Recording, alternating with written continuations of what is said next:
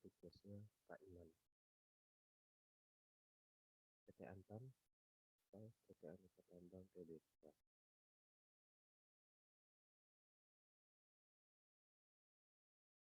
Antam anggota dari MindID, Mining Industri Indonesia, BUMN Holding, industri pertambangan yang merupakan perusahaan pertambangan yang diverifikasi dan terintegrasi secara vertikal dan berorientasi ekspor. Melalui wilayah operasi yang tersebar di seluruh Indonesia yang kaya akan bahan mineral, kegiatan Antam mencakup eksplorasi penambangan, pengolahan, serta pemasaran dari komoditas biji nikel, ferronikel, emas, perak, bauksit, dan batu bara. Antam memiliki konsumen jangka panjang yang loyal di Eropa dan Asia. Mengingat luasnya lahan konsesi pertambangan dan besarnya jumlah cadangan sumber daya yang dimiliki, Antam membentuk beberapa usaha patungan dengan mitra internasional untuk dapat memanfaatkan cadangan yang ada menjadi tambang yang menghasilkan keuntungan. Antam memiliki arus kas yang solid dan manajemen keuangan yang berhati-hati. Antam didirikan sebagai badan usaha milik negara pada tahun 1968 melalui merger beberapa perusahaan pertambangan nasional yang memproduksi komoditas tunggal. Untuk mendukung pendanaan proyek ekspansi ferronikel pada tahun 1997, Antam menawarkan 35% sahamnya ke publik dan mencatatkannya di Bursa Efek Indonesia. Pada tahun 1999, Antam mencatatkan sahamnya di Australia dengan status, dan pada tahun 2002 status ini ditingkatkan menjadi ASX listing yang memiliki ketentuan lebih ketat. Tujuan perusahaan saat ini berfokus pada peningkatan nilai pemegang saham. Hal ini dilakukan melalui penurunan biaya seiring usaha bertumbuh guna menciptakan keuntungan berkelanjutan. Strategi perusahaan adalah berfokus pada komoditas inti nikel, emas, dan bauksit melalui peningkatan output produksi untuk meningkatkan pendapatan serta menurunkan biaya per unit. Antam berencana untuk mempertahankan tumbuhan melalui proyek ekspansi terpercaya, aliansi strategis, peningkatan kualitas cadangan, serta peningkatan nilai melalui pengembangan bisnis hilir. Antam juga akan mempertahankan kekuatan finansial perusahaan. Melalui perolehan kas banyak-banyaknya, perusahaan memastikan akan memiliki dana yang cukup untuk memenuhi kewajiban mendanai pertumbuhan dan biaya dividen. Untuk menurunkan biaya, perusahaan harus beroperasi lebih efisien dan produktif, serta meningkatkan kapasitas untuk memanfaatkan adanya skala ekonomi. Sebagai perusahaan pertambangan, Antam menyadari bahwa kegiatan operasi perusahaan memiliki dampak secara langsung terhadap lingkungan dan masyarakat sekitar. Perusahaan menyadari aspek lingkungan hidup dan khususnya pengembangan masyarakat tidak sekedar tanggung jawab sosial, tetapi merupakan bagian dari risiko perusahaan yang harus dikelola dengan baik.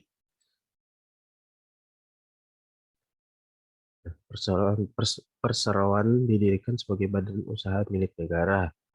Kegiatan usaha perseroan telah dimulai sejak tahun 1968 ketika perseroan didirikan sebagai badan usaha milik negara melalui merger dari beberapa perusahaan tambang dan proyek milik pemerintah, yaitu Badan Pimpinan Umum Perusahaan Tambang Umum Negara, Perusahaan Negara Tambang Boksit Indonesia, Perusahaan Negara Tambang Emas Jikotok, Perusahaan Negara Logam Mulia, PT Nikel Indonesia, Proyek Intan, proyek-proyek Bapetam. Perseroan didirikan dengan nama Perusahaan Negara Aneka Tambang. Berikut ini adalah sejarah dari Antam sendiri. Dari awal tahun 1968, Antam dibentuk dari merger beberapa perusahaan dan proyek pemerintah Republik Indonesia.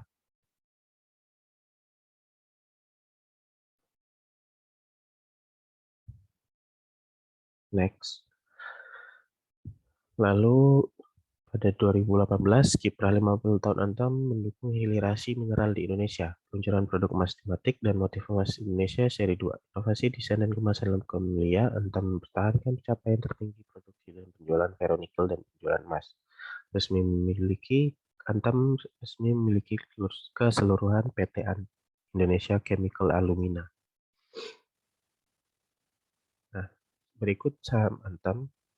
Pada tanggal 5 Desember 2011, Antam mengumumkan bahwa perusahaan telah menerima pernyataan efektif dari Badan Pengawas Pasar Modal dan Lembaga Keuangan. guna penerbitan obligasi berdenominasi rupiah sejumlah 3 triliun untuk mendukung pendanaan investasi dan pengembangan usaha. Obligasi perusahaan yang bernama obligasi berkelanjutan 1 Antam dengan tingkat bunga tetap tahap 1 tahun 2011 berjumlah 3 triliun dan akan diterbitkan dalam 2 seri, yakni seri A yang memiliki tenor 7 tahun sejumlah 900 miliar dan tingkat bunga 8,375% pada tahun per tahun, dan seri B yang memiliki tenor 10 tahun sejumlah 2,1 triliun dengan tingkat bunga 9,5% per tahun. Saham Antam diperdagangkan di Bursa Efek Indonesia, Indonesia Stock Exchange (IDX), serta di Bursa Efek Australia, Australian Securities Exchange. Saham Antam tercatat di papan utama IDX serta merupakan anggota indeks LQ45, indeks IDX 30, indeks IDX 80, indeks Kompas 100, indeks MNC 36, indeks Syariah Indonesia, indeks BUMN 20, indeks Investor, indeks Jakarta Islamic, indeks Jakarta Islamic Index 70, dan seterusnya. Saham Antam di ASX tercatat dalam full ASX listing sejak tahun 2000. Saham Antam di ASX diperdagangkan dengan bentuk CHESS Depository Interest atau sertifikat penitipan efek ASX. 1 unit CDI ekuivalen dengan dan atau dapat ditukar dengan 5 saham seri B perseroan. Nah, berikut adalah daftar kepemilikan saham pengendali dan non-pengendali pada bulan Februari 2022 sebagai berikut. 1. Negara Republik Indonesia, jumlah saham 1, keterangan pengendali. Kedua, PT Indonesia Asahan Aluminium Persero, jumlah saham 15,619,99,99. Persentasenya 65%, keterangan pengendali. Yang ketiga, masyarakat, jumlah saham 8,410,764,725. Persentasenya 35%, keterangan non-pengendali. Nah, ini juga ada IPO PT Aneka Tambang, IPO date-nya 27 November 1997. Saham penawarannya 430.769, saham pendiri, total saham terdaftar, persentasenya 35%, harga penawarannya 1.400, dana terkumpul 600,676,600,000. Biro Administrasi Efeknya PT Datindo Intricom, penjamin emisi utama PT Dana Reka Sekuritas, PT Bahana Security, dan PT Pantasena Arta Sentosa. Nah, Aneka Tambang membagi anak usaha ke dalam tiga kelompok, yakni entitas anak dengan kepemilikan langsung, entitas anak dengan kepemilikan tidak langsung, dan entitas asosiasi. Nah, ini beberapa entitasnya. Yang dimulai dari yang kepemilikan langsung ada Asia Pacific Nickel, PT Indonesia Coal Research, PT Antam Research Indo, PT Mega Citra Utama, PT Abu Kijaya Stainless Indonesia, PT Borneo Edo International, PT Dwi Mitra Enggang Katulistiwa, PT Cibalium Sumber Daya. Entitas anak dengan kepemilikan tidak langsung itu ada 11, PT International Mineral Capital, PT Borneo Edo International, Indonesia International Agro, PT Kawasan Industri Antam Timur, PT Indonesia Chemical Alumina, PT GAG Nickel, PT Citra Tobindo Sukses Perkasa, PT Feni Haltim, Gunung Kendaik, PT Nusa Karya Arindo, PT Sumber Daya Arindo, PT Antam Energi Indonesia. Nah, ada juga entitas asosiasi.